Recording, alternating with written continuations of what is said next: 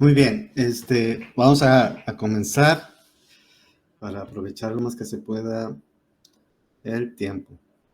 Pues buenas tardes a todas y a todos. Hola, buenas tardes. Buenas tardes. Buenas tardes. Buenas tardes. Hola, hola. Bien, ayer nos quedamos, vamos a comenzar el tema, que es el asunto de la acentuación. Déjenme dejar aquí preparado porque van a estar ingresando. Bien, aquí, como dice aquí, todas las palabras se dividen en sílabas. Todas las palabras tienen una sílaba que se pronuncia más fuerte y esa fuerza de la voz se le llama acento. Entonces, se escriba o no se escriba, es la fuerza de la voz que recae en una determinada sílaba, en una determinada letra, pues le llamamos acento. Todas las palabras, todas están acentuadas, todas tienen una letra en una determinada sílaba donde suena más fuerte. Y ese exceso de fuerza de la voz es lo que llamamos acento. Si se escribe, pues es ortográfico, y si solamente se dice, se pronuncia, se llama acento prosódico. Entonces, para poder aplicar las reglas de la acentuación, pues hay que saber dividir las palabras en sílabas. Cualquier palabra la dividimos en sílabas y empezamos a contar desde la última sílaba, desde la derecha hacia la izquierda. La última a la derecha, pues es la última sílaba, y luego una sílaba antes, la penúltima, y luego otra antes, antepenúltima, y todas las demás antes de la antepenúltima se llaman así, antes de la antepenúltima sílaba, y tienen un determinado nombre. Entonces se dividen en agudas, graves, esdrújulas y sobresdrújulas. Entonces todas las palabras entran dentro de cualquiera de estas categorías, o son agudas, o graves, o esdrújulas, o sobresdrújulas, según donde recaiga la fuerza de la voz. Entonces, esa palabra ahí de camiseta, pues son 4 sílabas, puede tener 5, puede tener 6, etcétera. Y ahí en el ejemplo, la sílaba C, SE, pues es donde recae la fuerza de la voz. Camiseta. Bien, nomás que aquí, pues hay que saber dividir las palabras en sílabas. Por ahí hay una que otra palabra que nos puede traer problemillas, pero generalmente, pues las dividimos bien porque es algo que usamos en el día a día, ¿verdad? A diario. Aunque puede haber por ahí algunas confusiones. Ay, muy bien, entonces empezamos con las palabras agudas. Son palabras de 2 o más sílabas que reciben la fuerza de la voz, la fuerza de la pronunciación en la última sílaba. La última. O sea, cualquier palabra lleve acento ortográfico o no lo lleve, si la fuerza de la voz recae en la última sílaba, pues es una palabra aguda.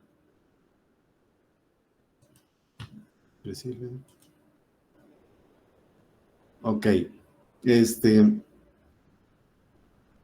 Se acentúan el acento ortográfico, las palabras que terminan en N, que la última letra sea N, S o vocal.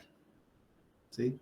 Otra vez, las palabras agudas son aquellas en donde la fuerza de la voz recae en la última sílaba. Si esa última sílaba termina en N, S o vocal, entonces se le pone acento, se le escribe la tilde, lleva acento ortográfico. Ejemplos: alelí, corazón, además. Todas esas palabras, pues, una termina en vocal, la otra en N, la otra en S, son palabras agudas, llevan acento. Cualquier otra palabra que sea aguda, pero que no termine en N, S o vocal, no se le pone la tilde, no se acentúa ortográficamente, es un acento prosódico. Por ejemplo, caminaré, la fuerza de la voz recae en la última sílaba, termina en E, entonces la acentuamos.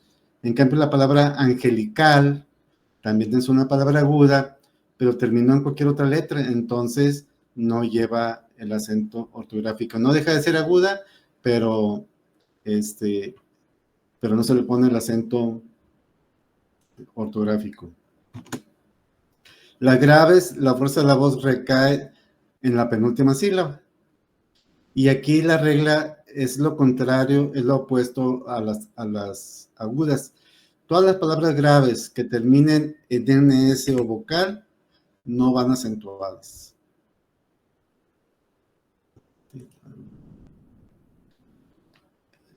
Ejemplos. Hablaste, penúltima sílaba. Terminó en vocal, no lleva acento. Brillaron, terminó, el acento recae en la penúltima sílaba, terminó en N, la palabra, entonces no lleva acento. Canon, o sea, como una regla, ¿verdad? Un canon. Termina en N también, pues no lleva acento. La palabra camiseta termina en vocal, es grave, entonces no lleva acento. La palabra Cuauhtémoc terminó en C, tampoco lleva perdón. Y luego todas las demás palabras que no terminen en NS o vocal van a estar acentuadas. Entonces, las agudas que terminen en NS o vocal llevan acento, las demás no. Y las graves, las palabras que terminen en NS o vocal no llevan acento y las demás sí. Entonces, Cuauhtémoc es una palabra grave, termina en cualquier otra letra que no sea NS vocal, entonces debe de acentuarse. ¿Qué es lo más complicado de las reglas? Porque las esdrújulas y las sobreesdrújulas, todas, sin excepción, van acentuadas. Entonces, aquí sería lo más complicadillo porque la regla es lo contrario. Entonces, pero es más fácil aprenderse las 4 reglas de la acentuación que todas las palabras, saber cuál lleva acento y cuál no. Entonces, nada más aquí es pensar a la inversa. Agudas que terminan en NS o vocal llevan acento. Graves que terminen en NS o vocal no llevan acento. Y al revés, las agudas que terminen en cualquier letra que no sea NS o vocal no llevan acento. Y las graves que terminen en cualquier letra que no sea NS o vocal sí llevan acento. Y sobre esto puede que vengan algunas preguntas ahí en el examen.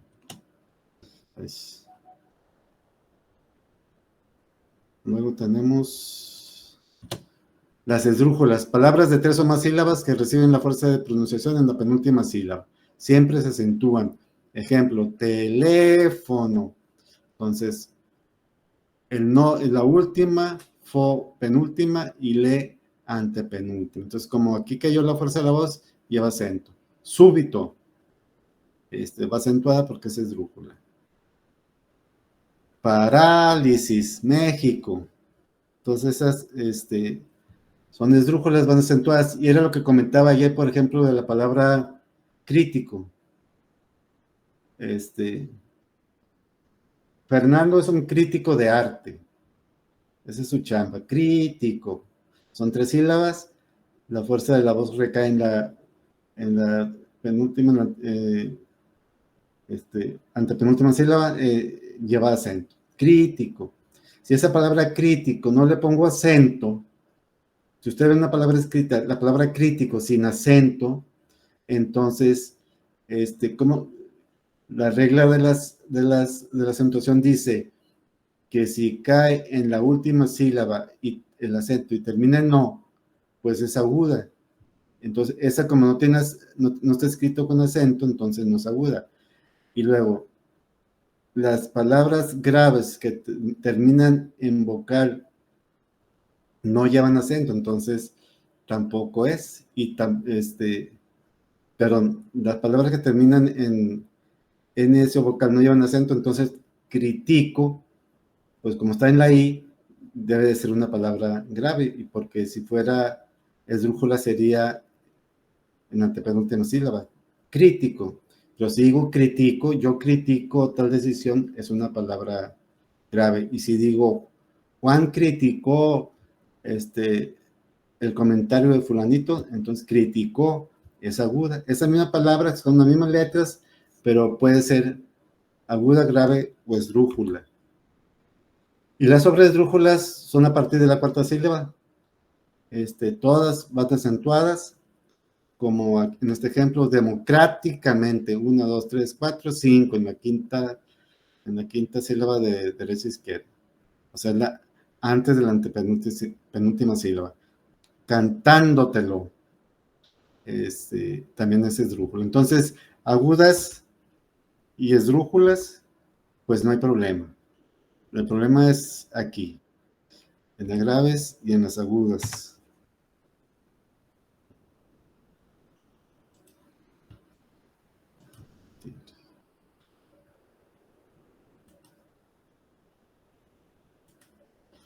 Muy bien, ¿dudas hasta ahí? No, yo creo que está padre el repaso porque sí tiene razón. Es mejor recordar las reglas que todas las palabras, porque yo a veces sí le hacía, si lleva o no lleva, y ya con esto ya estoy activando. Perfecto, muy bien. Sí, porque es algo que ustedes pues ya dominan, ¿verdad? Pero no está de más el repaso. Bueno, y luego tenemos un asunto que son los diptongos, que ahí es donde puede decir, canijo, aquí no se aplicó la regla como está establecido. Bueno, aquí hay excepciones a la regla. Entonces, un diptongo es la unión de una vocal abierta y una cerrada, o fuerte y débil. ¿Cuáles son las fuertes o las abiertas? La A, la E, la O. Y las débiles, la I y la U. Si están y se llaman fuertes porque suenan más fuerte cuando las pronunciamos, le podemos dar más fuerza. Si yo le quiero hablar a alguien que está lejos o quiero hacer una expresión, si yo grito A, pues se va a oír mucho más lejos que si grito I o si grito U. Entonces, tendría que hacer demasiado esfuerzo para que tuvieran el mismo volumen que si pronuncio una A, una E y una O. Entonces, los diptongos es la unión de una fuerte con una débil. Puede ser primero fuerte y luego débil, o puede ser primero débil y luego fuerte. No importa.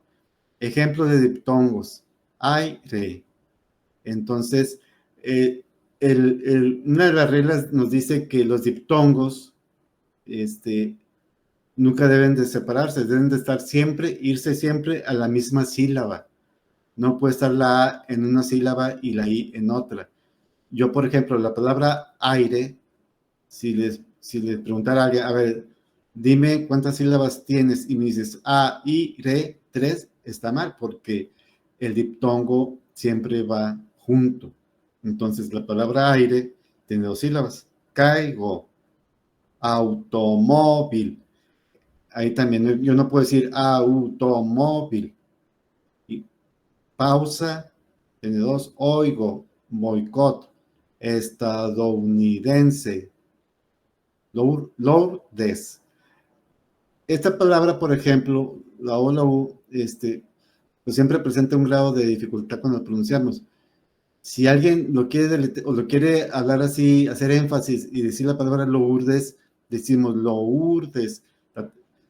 La dividimos en 3 sílabas, Lourdes, y no son 3 sílabas, son 2 sílabas, Lourdes, porque la O y la U es un diptongo, y por regla los diptongos no se pueden separar, se van a la misma sílaba.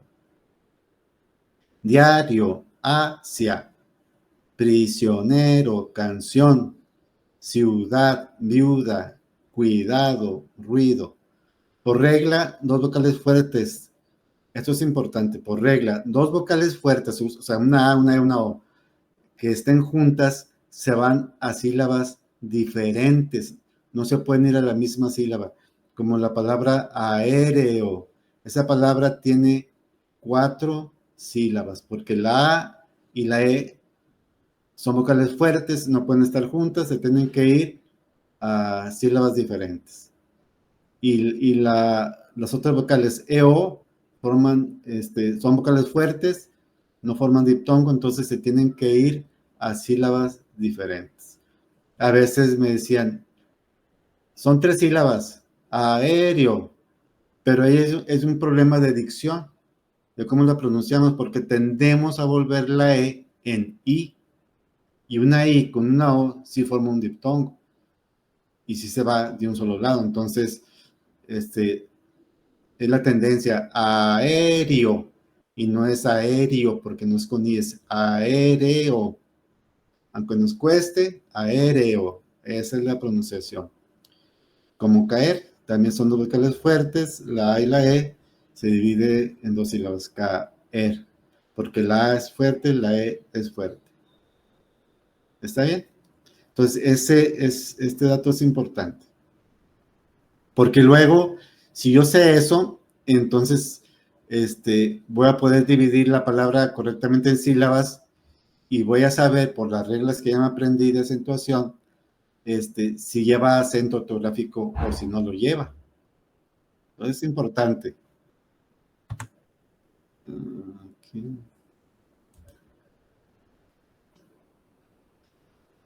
Sí, entonces, por ejemplo, ¿dónde está? Esta decíamos de aéreo.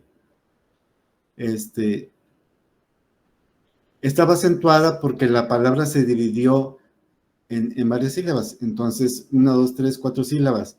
La O corresponde, que esta es la última sílaba, sería aguda, grave, la sílaba re, y la E sola es esdrújula, y la A correspondería a las sobresdrújulas. Entonces la fuerza de la voz está cayendo en la E, y dijimos que todas esdrújulas y todas las sobresdrújulas siempre van acentuadas. Si le pronunciamos esta otra E como I, entonces diríamos aéreo, tiene 3 sílabas, entonces ya se volvería grave. O sea, si la dividimos en 3 sílabas, aéreo, ya sería, 3 sílabas sería grave, y las graves que terminan en vocal no llevan acento. Entonces ya estaría mal. Desde ahí, nada más por una mala división de la sílaba. Bien. Y por ejemplo aquí, bueno, aquí María, ya es otra regla. Dice, por regla, dos vocales fuertes que estén juntas se van a sílabas diferentes, ya las vimos. Cuando el acento, o sea, esa fuerza de la voz recae en la vocal débil de un diptongo, o sea, un diptongo, ya dijimos aquí, una O, una I, la vocal fuerte, la vocal débil. Si cae la fuerza de la voz en la vocal débil, esta vocal, por ese exceso de voz, de fuerza, se hace fuerte. Y ahí dijimos que dos vocales fuertes tienen que irse a sílabas diferentes. Entonces se rompe el diptongo. Se hace fuerte y se debe de acentuar. Se debe de acentuar ortográficamente para indicar que en esa letra está recayendo la fuerza de la voz. Otra vez. Los diptongos están formados por una vocal débil y una fuerte. Juntos, esas dos vocales siempre se van a la misma sílaba. O sea, los diptongos siempre se van a la misma sílaba. No hay excepción del diptongo. Las vocales fuertes, ya sea la A, la E, la O, en una palabra, las vocales fuertes cuando están juntas se tienen que ir a sílabas diferentes, como ya lo vimos, caer. O sea, la A y la E de caer no pueden estar de un mismo lado. No podemos decir cae y luego la R, ¿verdad? O la palabra aéreo, A es un diptongo, pero AE son vocales fuertes, entonces tienen que separarse. En este caso, pues las sílabas están formadas por una sola letra, la A, la E y la última O. Entonces, siempre tienen que ir separadas. Y con ese criterio de que las vocales fuertes siempre se van a sílabas diferentes, si la fuerza de la voz cae en una vocal débil de un diptongo, entonces esa vocal débil en automático se hace fuerte, y por lo tanto aplicamos las reglas. Las reglas, dos vocales fuertes que tienen que ir a sílabas diferentes. Pero aparte, esa vocal débil, para indicar que se está haciendo fuerte, que está sonando fuerte, la debemos de acentuar ortográficamente. Ahora sí, los ejemplos. María, la I y la A es una vocal débil y una vocal fuerte. Entonces es un diptongo roto, se rompió el diptongo porque la fuerza de la voz recayó en la I y por lo tanto debemos de acentuarla. Aunque así María, pueden decirme, bueno, es que es grave, y ya dijimos que las palabras graves que terminan en vocal no se acentúan, y cierto, no se acentúan, pero esta es una excepción de la regla. Era aguda, pero se volvió, o era grave, pero se volvió, si era aguda se volvió grave, porque la fuerza de la voz recayó en esa I. Entonces, esa es una excepción. Y hay que aplicar la regla. Por ejemplo, esta es María, nombre de mujer. Pero la persona, si alguien se llama Mario, la fuerza de la voz está cayendo en la A. Mario. Entonces es una palabra grave y por regla las graves que terminan en vocal no deben de acentuarse. Mario. Si fuera el nombre de mujer y no lo viéramos con el acento ortográfico, entonces se llamaría María y Mario. Pero el nombre es María. Entonces, como la fuerza cae en la I, pues ahí le ponemos el acento, pero ese diptongo se rompe y se vuelve otra, se divide en 2 sílabas. A veces por un problema también en la pronunciación, por ejemplo, si alguien se llama María Eugenia, y como lo decimos de corrido, ¿cómo te llamas? María Eugenia. María. Lo pronunciamos como Mario, María Eugenia. Como si pegáramos en una sola palabra y el acento es Eugenia allá. Entonces, María Eugenia, no es María Eugenia, es María Eugenia. Así tenemos que pronunciarlo. Día, también es lo mismo caso, la fuerza de la voz cae en la I. Oído, cayó en la I del diptongo formado por la OI, se rompe, se forman 3 sílabas. Acentúan, entonces, como se rompió el diptongo, se divide en 2 sílabas, entonces esa palabra tiene 4 sílabas. Actúan, baúl. ¿Sí? Si le ponen la palabra acentúan, ¿cuántas sílabas tiene? Pues tienen que decir que 4. María tiene 3 y Mario tiene 2. Muy bien. El acento diacrítico. Hay un tipo de acento que se llama diacrítico. Ese acento se usa para diferenciar unas palabras de otras. Permite distinguir palabras con idéntica escritura, pero que tienen diferente significado. Y, por lo tanto, pertenecen a categorías gramaticales distintas. Las palabras que llevan tildes diacríticas en algunos casos se apartan de las reglas básicas de acentuación, pero se acepta porque gracias a esas tildes se evita situaciones de ambigüedad. Palabras que llevan acento diacrítico. Los monosílabos. La regla es que los monosílabos se escriben sin tilde. ¿Sí? A excepción de aquellas que necesitan distinguirse de otros vocablos formalmente idénticos, pero de pronunciación átona. Por ejemplo, más, te y se. No es lo mismo decir te quiero a decir quiero un té verde.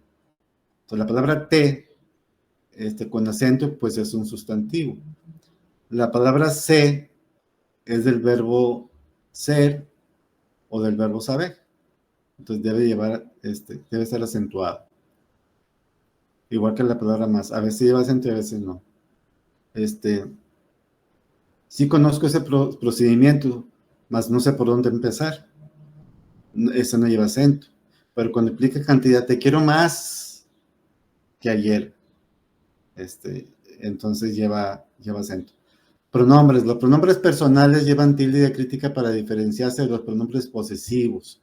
Los personales, mi y tú. Yo, tú, él, nosotros, ustedes y ellos.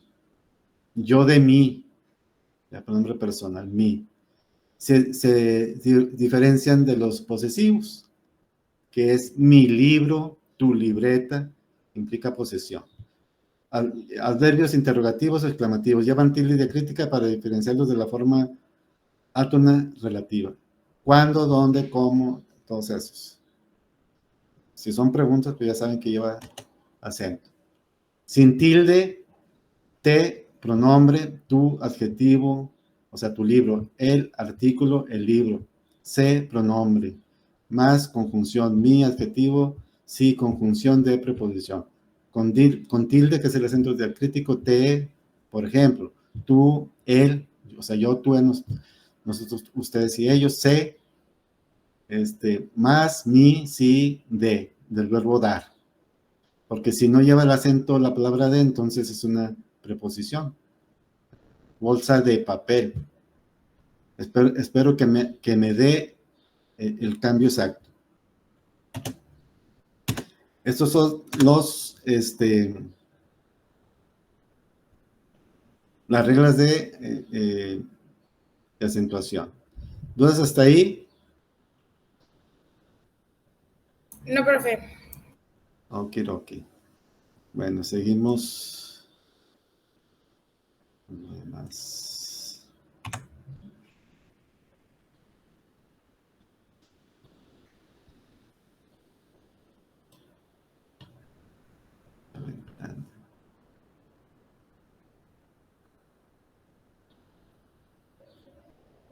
Ok, entonces ya hemos visto rapidito toda la clasificación de palabras, la formación de oraciones, oraciones simples, las compuestas, que son periodos, y cláusulas. Los periodos que terminan en punto, las cláusulas también terminan en punto, ¿sí? Los periodos son solamente dos oraciones simples, independientes, o sea, simples quiere decir que es una oración gramatical que tiene sujeto, verbo y predicado. Independiente quiere decir que no necesita de otra expresión para saber qué se está diciendo. Entonces son dos oraciones simples que se están coordinando para darnos una idea más amplia. Y las cláusulas, ahí es una subordinación. Hay una oración que tiene sentido completo, una oración simple, que se entiende perfectamente lo que se dice, y una subordinada que depende de esa otra. La que tiene sentido completo se llama oración principal. Y la otra que depende de la principal se llama subordinada, pero también puede ser una subordinada que dependa de otra subordinada. Bueno, a este conjunto de oraciones que se subordinan se le llama cláusula, la oración principal y las subordinadas. También dijimos que la coma sirve para separar oraciones en una secuencia o para separar también dentro de la oración palabras secuenciales, como veíamos ayer, completo, tomate, chile, cebolla, cilantro, etc. Pero un uso importante de la cláusula es para separar la posición, que es un equivalente de núcleo. Monterrey, como la ciudad de las montañas, coma, está de fiesta. O María, coma, mi novia, coma, no sé, se enojó. Pero también otro uso importante es para separar aquella oración o aquellas oraciones donde se omite el verbo. A eso se llama, a ese fenómeno se llama elipsis. ¿Qué es la elipsis? Elipsis es la omisión de un verbo que se repite, ¿sí? Pero no porque diga Juan compró tomate, cebolla y chile, quiere decir que se está omitiendo. ¿Qué dice Juan compró tomate, compró cebolla, compró chile? No, esa es una sola oración. El mismo escrito te va a ir indicando cuando se está hablando de otra oración, aunque sea el mismo verbo conjugado. A eso, si el dominio de eso, más otros recursos para una lectura eficiente, entenderla bien, y para un texto coherente, son estos recursos lingüísticos que estos fenómenos, uno es la coherencia de un texto y el otro es la cohesión. Entonces, la coherencia, que tenga sentido, y cohesión, o sea, la unión, aquellos elementos que sirven como pegamento para unir, como cuando levantamos una barra, un bloque con el otro, ¿verdad? Esta es la cohesión. Vamos a ir rapidito porque esta clase era, no era para ustedes, el material sí, o sea, los temas sí, pero está más ampliado. Es muy posible que en tus años de estudio hayas escuchado los términos coherencia y cohesión. Es posible también que recuerdes que ambos son conceptos referidos a la organización del texto. Gracias. Un texto es coherente, esto es lo importante. Un texto es coherente cuando nosotros, los que estamos escuchando, los que estamos leyendo, somos capaces de darle un sentido. De ahí que la coherencia sea un fenómeno mental que se produce casi instantáneamente cuando, a través de una lectura comprensiva, advertimos la idea central de un texto y podemos dar cuenta de la organización de sus partes. Entonces, la coherencia es un asunto mental. Y esa coherencia nos la va a dar la misma forma como está escrito el texto. Pero también hay una parte que tiene que ver con lo que nosotros, con las herramientas que nosotros tenemos para poderle dar sentido a un texto. Desde conocer cómo se escribe una palabra, por ejemplo, saber usar las comas. Y esto que acabamos de ver ahorita de que la omisión de un verbo y ese tipo de cosas. Entonces, pues es un fenómeno mental, o sea, subjetivo. Y la cohesión es un fenómeno objetivo. ¿Qué es lo subjetivo y qué es lo objetivo? Eso son palabras que hemos oído muchas veces. Hay que pensar con objetividad. Ay, cálmate, ¿qué es eso? Lo subjetivo es todo aquello que está dentro de nuestra mente. ¿Sí? Independientemente de lo que esté pasando fuera. Entonces, todo lo que está dentro de nuestra mente es la subjetividad.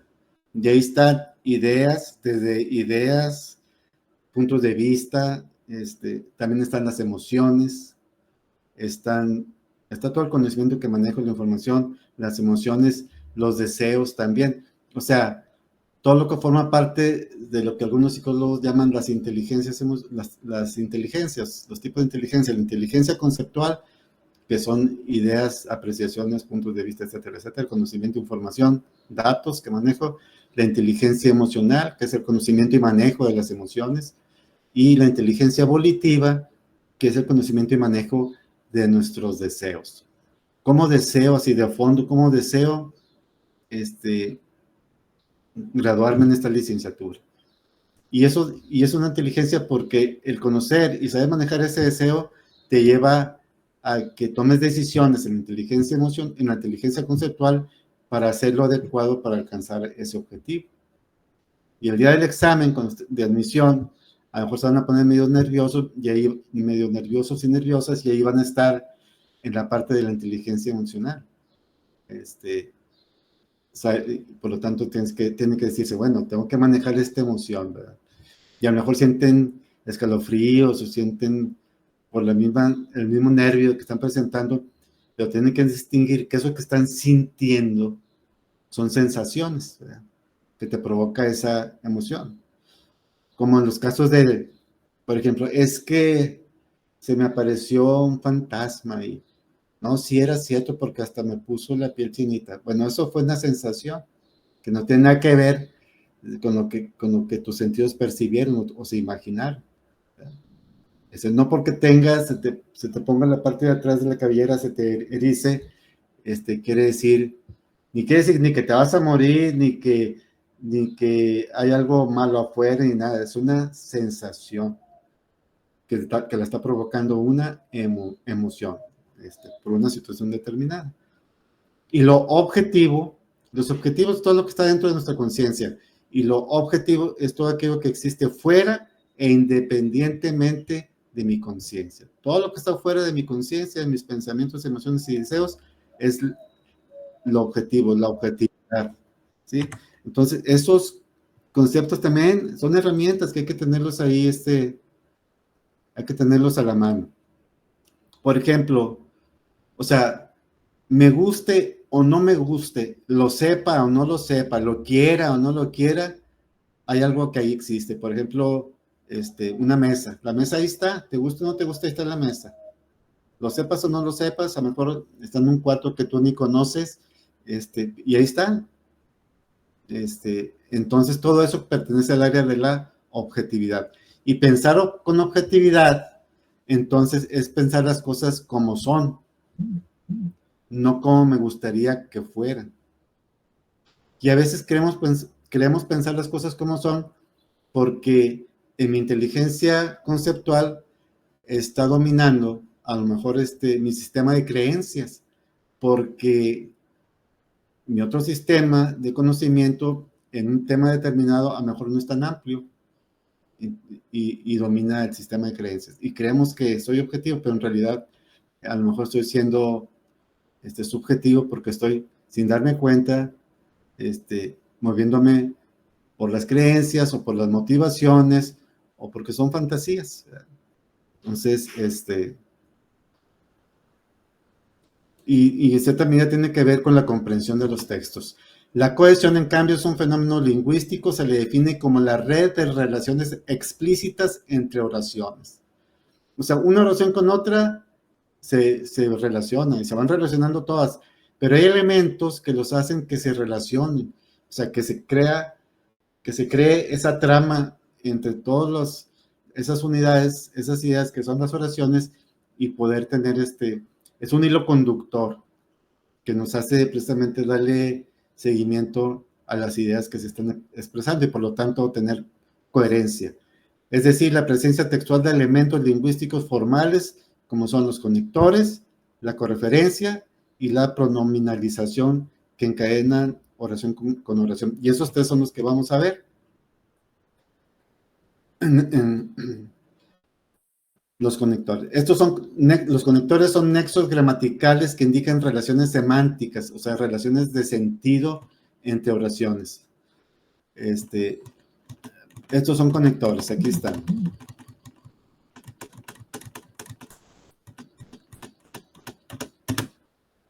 Ahí están. Todos ellos son conectores que sirven para unir una oración con otra o una idea con otra.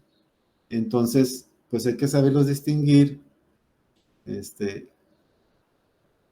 para el asunto de la comprensión lectora. Ya me moví de aquí. O que, por ejemplo, también, coma, no sé qué, o también esto, también Juan, fuimos al cine, mi novia y yo, también mis primos. Sin embargo, no obstante, por el contrario, el otro día, en cambio, sino que esto, sino que lo otro, siempre que, con tal que no sé qué, finalmente, etcétera. Hasta le damos una entonación. Entonces, todos estos son conectores. Vamos a dar ejemplos. Es un cuento, un pequeño cuento.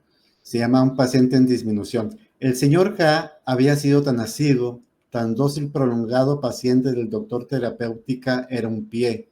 Extirpados los dientes, las amígdalas, el estómago, un riñón, un pulmón, el vaso, el colon, llegaba el ballet del señor K a llamar al doctor terapéutica, atendiera el pie del señor K. Lo mandaba a llamar. El doctor terapéutica examinó el pie y, meneando grave modo la cabeza, resolvió. Hay pie, razón se siente mal, de trazar el corte necesario a un cirujano. Pregunta.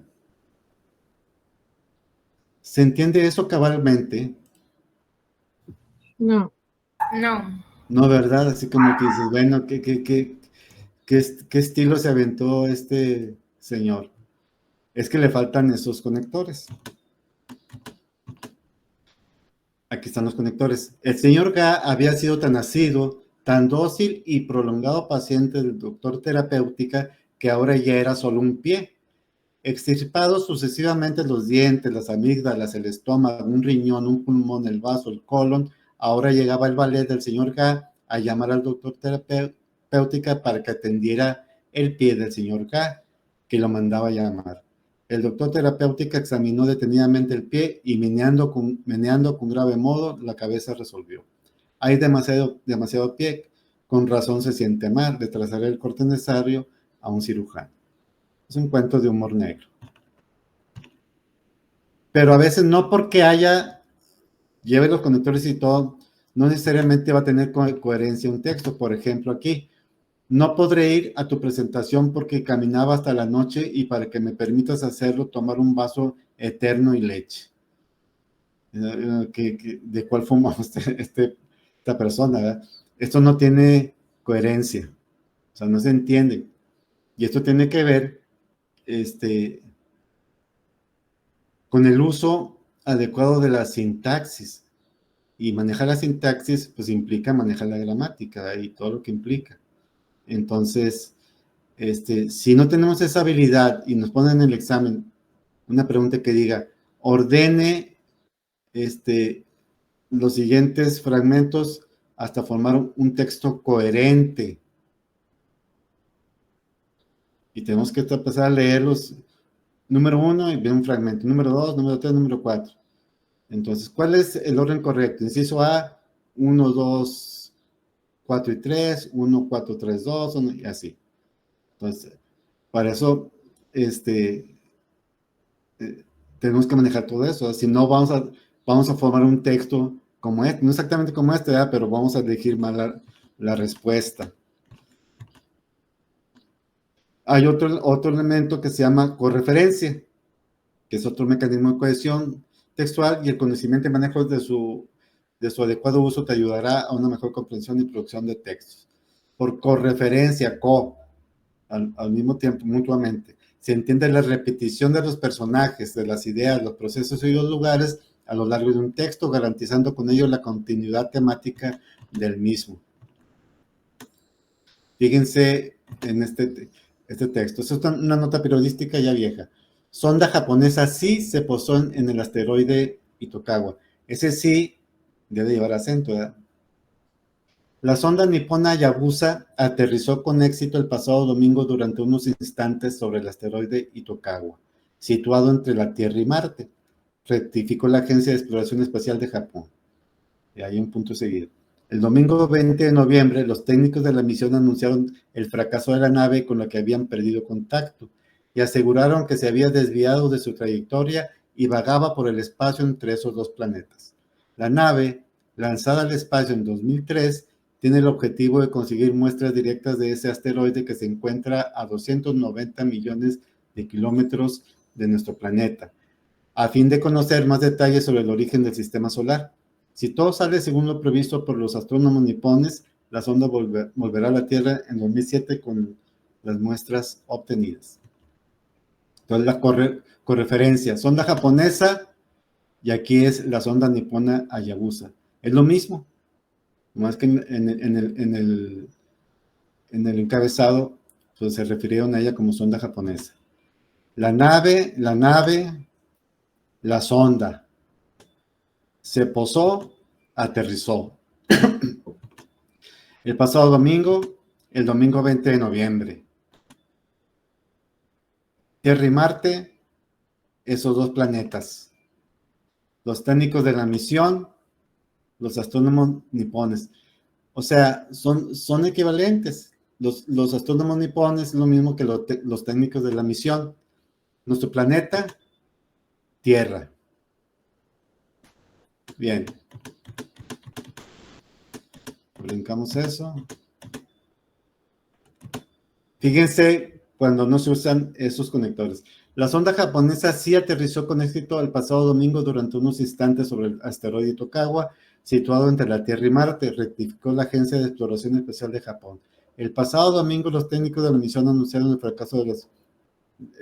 fracaso de la sonda japonesa con la que había perdido contacto, y los técnicos de la misión aseguraron que se había desviado de su trayectoria y vagaba por el espacio entre la Tierra y Marte.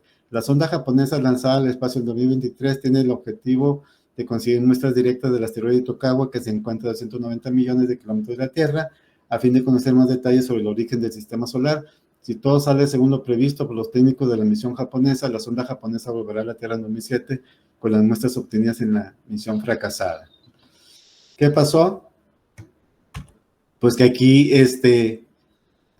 no hubo variedad en los conceptos, en el uso de las palabras. La noticia fue que la cohesión correferencial fue alterada. La correferencia son repeticiones para la nave japonesa, los planetas, los encargados de guiar la misión, etcétera, no variaron durante todo el texto, repitiéndose una y otra vez las mismas palabras para referirse a ellos. El texto noticioso no solo perdió fluidez, sino que se volvió pobre y redundante en su aspecto léxico. Entonces, o sea, Aquí tenemos que saber usar esas correferencias, pero a la vez no solamente saberlas usar, sino que sean equivalencias para no usar los mismos términos, no volverlo repetitivo y que no pierda valor literario ese texto. Si sea un ensayo, si sea un reporte, que no pierda ese valor. O sea, como escribes, piensas. Y así como estás escribiendo, como estás pensando, a mí me da una idea de tu estatus como persona.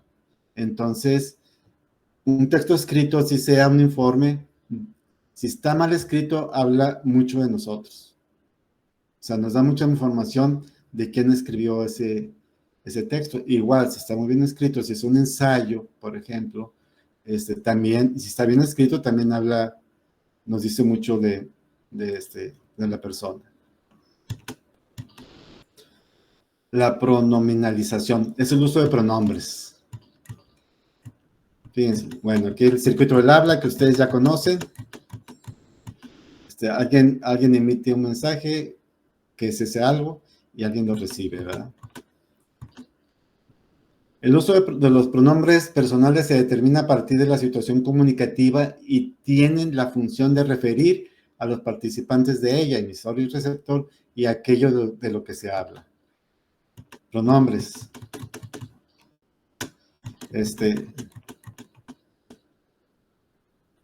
Los pronombres personales, yo, tú, él, nosotros, ustedes y ellos. Complementos sin preposición me, te, lo, la, le, todos ellos. Complementos con preposición a mí, para mí, conmigo, a ti, para ti, contigo, usted, para usted, consigo, a él, ella, para él, para ella, consigo, etc. Que esos pronombres, toda esa tablita, y los posesivos y todo eso, por ahí van a estar en documentos, o creo que ya están unos de ellos ahí, ya subí hoy. Observa el siguiente texto. Lucía, tengo tantas ganas de hablar contigo, pero como ahora no puedo, mejor te escribo. Sé que tú también tienes deseos de hablar conmigo, pero la distancia y el que no tengas un computador conectado a internet nos lo impide. Te cuento que el otro día fui al cine y me encontré con tu hermano y no me reconoció, pero yo me acerqué a él y lo saludé y de paso le dije que te diera saludos si es que llamabas a tus padres. Bueno, me tengo que ir, ojalá que te esté yendo bien con los catalanes. Un abrazo y no te olvides de mí. A ver si un día de estos inviertes unos euros y te das la vuelta por un ciber para que conversemos en directo por el Facebook. Contigo y te. Lucía, tengo tantas ganas de hablar contigo. O sea, ese contigo nos remite a Lucía. Pero como ahora no puedo, mejor te escribo. Sé que tú también tienes deseo de hablar conmigo, etc. Conmigo, nos, te, me, todos ellos.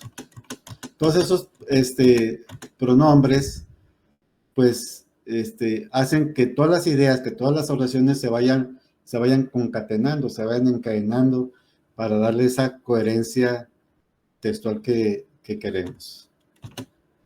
Los nombres demostrativos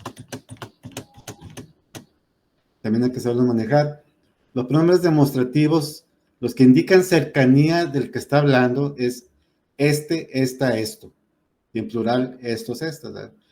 Una distancia media o indefinida sería ese, esa, esos, esas. Y una lejanía con respecto al que está hablando, aquel, aquella, aquellos, aquellas. O a veces también con respecto al receptor, si los dos estamos juntos y nos referimos a algo que está muy lejos. Ejemplo, yo no quiero estos zapatos, yo no quiero este zapato, sino aquel. No ese, sino el que está acá. Uf, esto no es la zapatería que solía ser. Esta es un desastre. La de antes, aquella que atendía a don Josefino, esa sí que era la mejor tienda de zapatos de la ciudad. Entonces, pues ahí está el uso de los pronombres. Yo no quiero este zapato, o sea, este que está cerca de mí, a lo mejor lo tengo en la mano, sino aquel. Y si está un dependiente o una dependiente, a lo mejor se lo estoy señalando. No ese que está más cerca que aquel, sino es el que tengo acá, porque está por acá. Entonces, eso nos ayuda mucho a entender los mensajes. Pronombres posesivos, mío, tuyo, suyo, nuestro, vuestro, suyo, mía, tuya, suya, y los plurales, ¿verdad? Son los posesivos. Este libro es mío. En tiempos de antaño, en Inglaterra, los delincuentes condenados a la pena de muerte gozaban del derecho a vender en vida sus cadáveres a los anatomistas y los fisiólogos. El dinero obtenido de esta forma, aquellos se lo daban a sus familias o se lo bebían antes de que fueran asesinados, que los fusilaran, los colgaran. Uno de ellos, pescado en un crimen horrible, llamó a su lugar a un científico médico y, tras negociar con él hasta el hartazgo, le vendió su propia persona por 2 guineas. Pero al recibir el dinero, él de pronto se empezó a carcajear. ¿De qué se ríe?, se asombró el médico. Usted me compró a mí como un hombre que debe ser colgado, dijo el delincuente carcajeándose, pero yo lo timé a usted, yo voy a ser quemado, jaja. Y ahí están todos los pronombres. Bien, aquí estamos viendo estos conectores, pero igual, por ejemplo, de este mismo texto yo les puedo preguntar, ¿cuál es el tema de ese texto? ¿O cuáles son las ideas principales de ese texto? ¿O cuántas oraciones tiene ese texto? Y de esas oraciones, ¿cuántas son cláusulas? Y en caso de que hubiese cláusulas, ¿cuáles son las oraciones principales y cuáles son las oraciones subordinadas? Profe, la llamada se va a acabar. ¿Se va a acabar? ¿En cuánto? ¿Ya? Dice que ya. Bueno,